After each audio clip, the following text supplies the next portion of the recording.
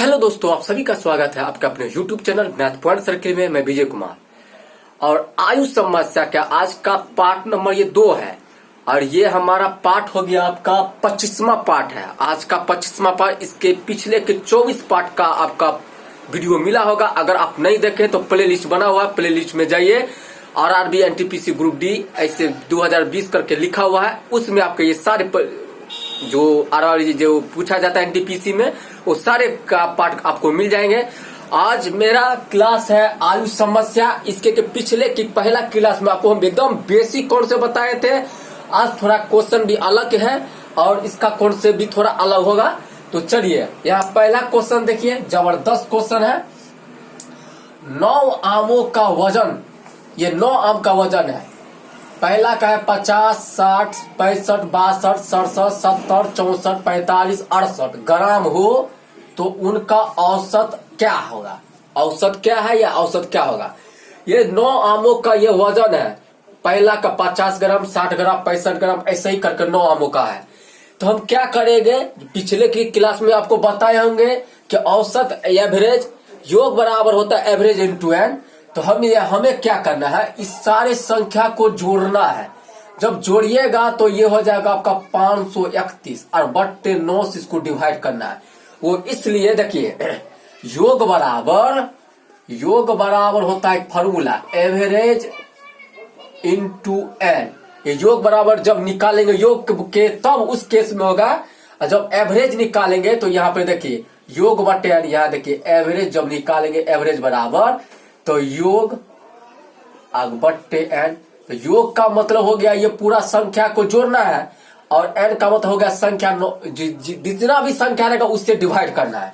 तब जब इस सब सारे संख्या को जब जोड़िएगा तो 531 और 9 आम है, यानी 9 संख्या है। देखिए 1 2 3 4 5 6 7 8 9, 9 से इसको जब डिवाइड कीजिएगा तो डिवाइड करने के बाद आपको आ जाएगा 59 या 59, यानी आपका आंसर तैयार है। आपका आंसर 59 हो गया। चलिए अगला क्वेश्चन देखिए, ये सबसे जबरदस्त ये भी क्वेश्चन है क्योंकि ये जितने सारे क्वेश्चन ये सब पूछा गया है RRB NTPC ग्रुप डी में। यहाँ देखिए प्रथम 5 आभाज्य संख्याओं का औसत कितना होगा। प्रथम 5 आभाज्य संख्या, आभाज्य संख्या आप जानते होंगे जो एक से खाली कटे और दूसरा संख्या से न कटे, मतलब एक से कटे या तो स्वयं से कटे, वही उसी को आभाज्य संख्या बोला जाता है। ऐसा नहीं कि आभाज्य संख्या 4 कभी नहीं होगा क्योंकि 4 2 से भी कटता है, इसलिए आभाज्य संख्या ऐसा होगा जो एक से कटे और वो अपने आप से कटे, यानी खुद से कटे, उसी को आभाज्य संख्या। तो आभाज्य संख्या देखिए 2, एक नहीं होगा आभाज्य संख्या, ये याद रखना है। 2 3 5 7, उसके बाद हो गया आपको 2 3 5 7 11। देखिए ये हमारा आभाज्य संख्या है। देखिए 2 है, 2 एक से कटेगा या तो अपने आप से कटेगा। 3 या तो एक से कटेगा तो अपने आप से कटेगा। 5 या तो एक से कटेगा या तो अपने आप से कटेगा। यहाँ अगर मान लीजिए यहाँ हम अगर 9 लिख देते हैं, 9 मान लीजिए यहाँ 9 लिख देते हैं तो 9 देखिए यहाँ 3 से भी 9 कटता है और 9 अपने आप से भी कटेगा। तो कहने का मतलब जो संख्या आभाज्य संख्या वो होता है जो एक से कटे और वो अपने आप से कटे, वही उसी को आभाज्य संख्या। तो 9 नहीं होगा, 10 भी नहीं होगा, 11 को एक से काटिए, 11 ही से कटेगा। तो ये हमारा 5 आभाज्य संख्या तो हो गया। इसका औसत बताना है तो इन सारे संख्या को जोड़ लीजिए, सारे संख्या को जोड़िएगा। उससे देखिए हमारे कहने का मतलब है जब इस सारे संख्या को जोड़िएगा तो हो जाएगा 28, 28 बट्टे हो गया ये आपका 5 इसलिए क्योंकि ये 5 संख्या 1 2 3 4 5 से जब इसमें डिवाइड कीजिएगा तो आपका आंसर आ जाएगा 5.6। ये हमारा आपका आंसर हो गया। देखिए प्रथम 5 आभाज्य संख्या के लिए ये नियम लागू है। आभाज्य संख्या जो एक से कटे या अपने आप से कटे उसी को आभाज्य संख्या बोला जाता है। ये कभी कभी आपको डायरेक्ट आभाज्य संख्या भी पूछ सकता है कि इनमें से आभाज्य संख्या कौन है, तो कोई एक विकल्प आपको दिया रहेगा जो एक से कटे या तो स्वयं से कटे। अब यहाँ देखिए 4 क्रमागत सम संख्याओं का औसत 27 है तो सबसे बड़ी संख्या क्या होगा। 4 क्रमागत का मतलब होता है लगातार में, एक दूसरे के आगे पीछे यानी लगातार में तो हम यहाँ मान लेंगे 4 क्रमागत सम संख्या बोला है, तो पहला हो गया x प्लस, दूसरा हो गया x प्लस 2, फिर तीसरा हो गया x प्लस 4, फिर चौथा हो गया x प्लस 6, क्योंकि हमें 4 संख्या लेना है। देखिए 1 2 3 4 हो गया। इस चारों संख्या का योग कितना है? औसत 27, यहाँ 27 रखिए। और हमें बट्टा करना है 4 संख्या, तो 4 से इसको डिवाइड भी करना है। सबको जोड़ लीजिए, 1 2 3 4, ये हो गया 4x, और इसको जोड़िए 6 4 10 2 12, ये हो गया 12 और बट्टे 4 बराबर 27। बस इसको मल्टीप्लाई, क्रॉस मल्टीप्लाई गुना कर लीजिए। यहाँ देख लीजिए 4x प्लस 12 बराबर 27 गुने 4, तो इसको क्या कीजिए 4x, और इसको क्या कीजिए, ये तो हम गुना करके छोड़ दिए हैं, तो इसको क्या कीजिए यहाँ गुना कर लीजिए, काटने में सुविधा होगा। 7 चौक 28 का 8 बचेगा 2, 4 दूनी 8 2 10, 108 हो गया। अब इसको माइनस करके उधर ले जाइए, मतलब 108 और माइनस 12, तो 4x बराबर, इसको घटा कर रखिए, 12 चला जाएगा तो कितना हो जाएगा, यहाँ हो गया 6, 8 में से 2 गया था 6, 10 में गया यानी 96, 4 से काट 16 छक 96, x बराबर कितना हो गया 16। तो ये तो x का मान निकला है 16।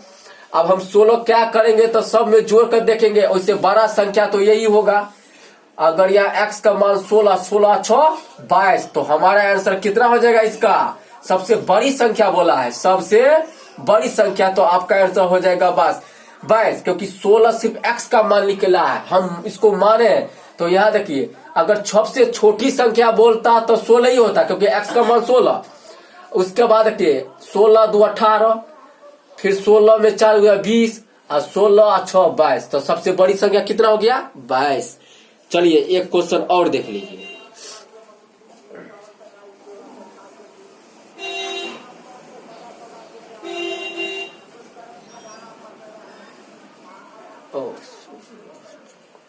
यहाँ सॉरी, यहाँ देखिए, यहाँ 24 होगा, 24 छक 96 होता है 24, इसको 24 से लिख लीजिएगा, नीचे के 16 से कट गया, ये 24 होगा, यहाँ 24, तो बड़ी संख्या 24 और 6, आपका आंसर हो जाएगा 30 होगा आंसर।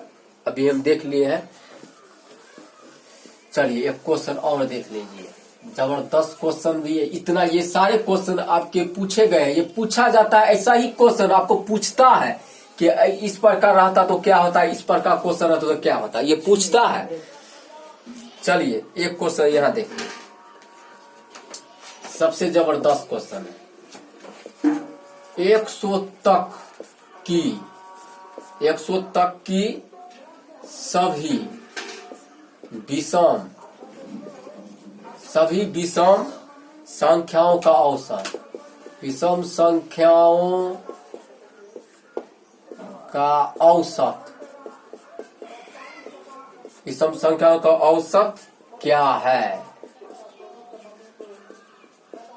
देखिए 100 तक की सभी विषम संख्याओं का औसत क्या है, 100 तक की सभी विषम संख्या। इस क्वेश्चन, ये जबरदस्त क्वेश्चन, ये पूछा गया और पूछा जाता है।